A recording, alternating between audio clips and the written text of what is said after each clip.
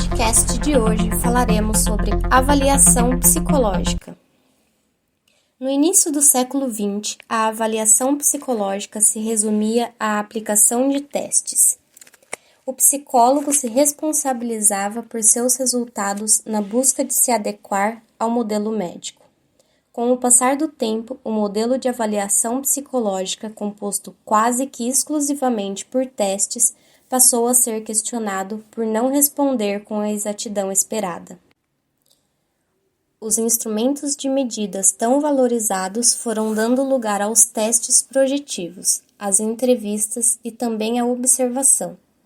Ao longo do tempo, várias correntes de pensamentos foram surgindo e influenciando a forma com que o psicólogo realiza a avaliação psicológica, podendo ser utilizada no âmbito clínico, escolar, judiciário, entre outros, possibilitando uma melhor compreensão das necessidades da criança naquela etapa do desenvolvimento e dentro de seu ciclo de vida familiar, explorando suas dificuldades, seus recursos internos para enfrentá-los, seus recursos no ambiente familiar e as potencialidades da criança, buscando-se discutir com pais e responsáveis formas propícias de abordagem da problemática apresentada, de acordo com a complexidade e demanda. Além da entrevista com os pais ou familiar, da observação lúdica com a criança, utiliza-se também escalas ou testes psicológicos que, por suas especificidades, ajudarão a aprofundar a análise. Estes instrumentos podem avaliar o desenvolvimento neuropsíquico, a esfera cognitiva, sendo atenção, memória, concentração, desenvolvimento espacial, habilidades verbais e numéricas, habilidades escolares.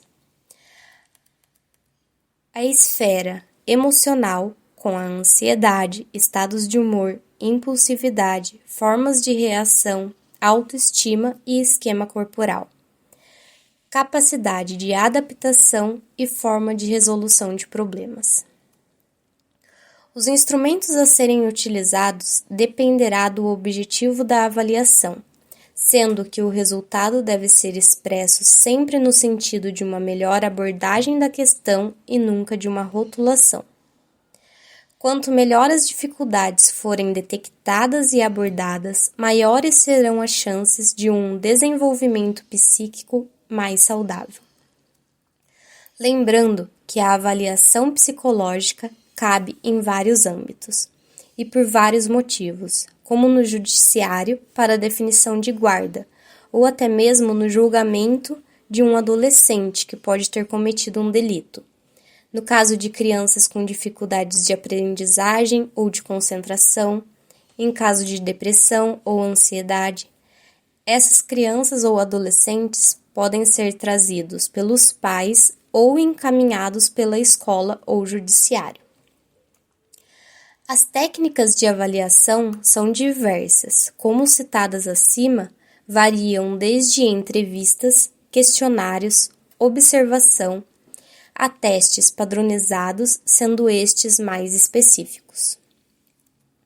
Em psicologia, a entrevista clínica é um conjunto de técnicas de investigação de tempo delimitado dirigido por um entrevistador treinado que utiliza conhecimentos psicológicos em uma relação profissional, com o objetivo de descrever e avaliar aspectos pessoais, relacionais ou sistêmicos do indivíduo, família, rede social, em um processo que visa a fazer recomendações, encaminhamentos ou propor algum tipo de intervenção em benefício da pessoa entrevistada. A investigação possibilita alcançar os objetivos primordiais da entrevista, que são descrever e avaliar o que se pressupõe o levantamento de informações a partir da quais se torna possível relacionar eventos e experiências, estabelecer conclusões e tomar decisões. Afirmamos ainda que a entrevista é parte de um processo que deve ser concebido basicamente como um processo de avaliação, que pode ocorrer em apenas uma sessão e ser dirigido a fazer um encaminhamento ou a definir os objetivos de um processo psicoterapêutico. Definimos ainda a entrevista clínica como tendo a característica de ser dirigida mesmo nas chamadas entrevistas livres. É necessário o reconhecimento pelo entrevistador de seus objetivos, pois é no intuito de alcançar os objetivos da entrevista que o entrevistador estrutura sua intervenção. Nas entrevistas clínicas, desejamos conhecer o sujeito em profundidade, visando compreender a situação que o levou à entrevista. Nesse caso, o entrevistado é porta-voz de uma demanda e espera um retorno que o auxilie. Usamos como exemplo uma criança levada à clínica pelos pais. Primeiramente, a entrevista será feita com os pais ou responsáveis pela criança, no sentido de conhecer melhor o histórico da criança. Começamos pela identificação do responsável e da criança.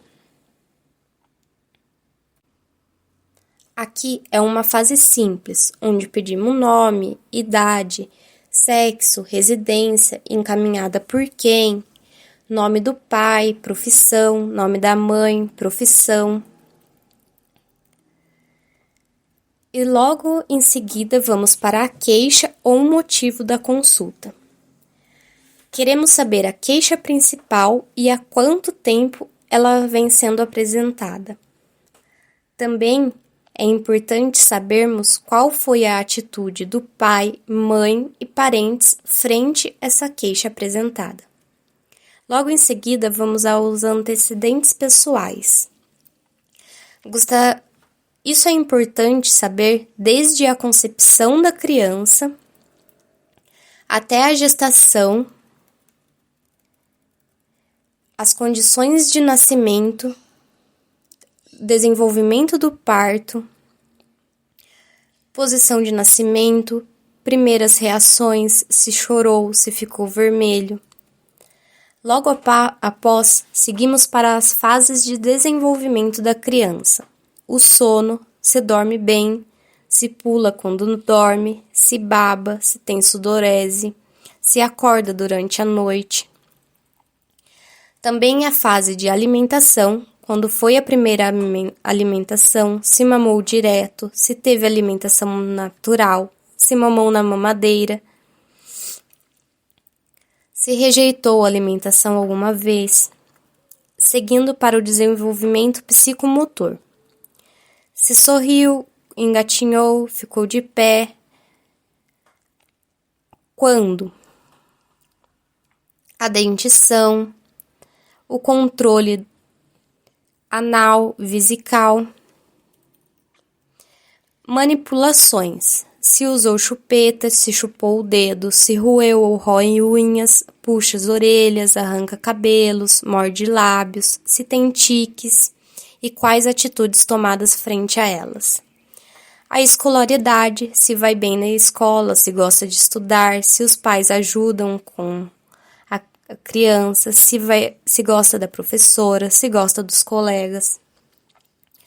A sexualidade, se a criança tem curiosidade sexual e qual a atitude dos pais frente a isso. Se foi feita a educação sexual e por quem. Sociabilidade, se prefere brincar sozinho ou com amiguinhos, se faz amigos facilmente, se dá bem com eles, se gosta de receber visitas. A parte do histórico de doenças, se teve, quais foram, com quais idades, como passou por isso e como a família lidou com isso. E por fim, os antecedentes familiares. Se tem alguém nervoso na família, com alguma doença, como é este nervoso ou essa doença, se alguém tem transtorno mental na família, se já foi internado, se alguém tem algum vício por bebida, por jogo, alergias. Isso é importante porque pode afetar na vida da criança. E por último, o ambiente familiar social.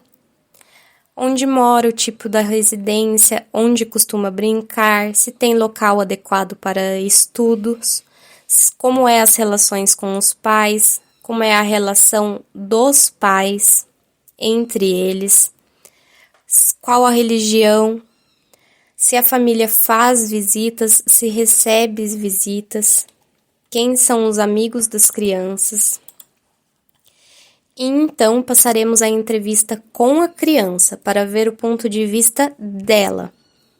Vamos às questões gerais, como quantos anos você tem, com quem mora, se você estuda, em que ano está, tem amigos na escola, perto da sua casa, o que gosta de fazer quando não está na escola, que tipo de atividades gosta de fazer.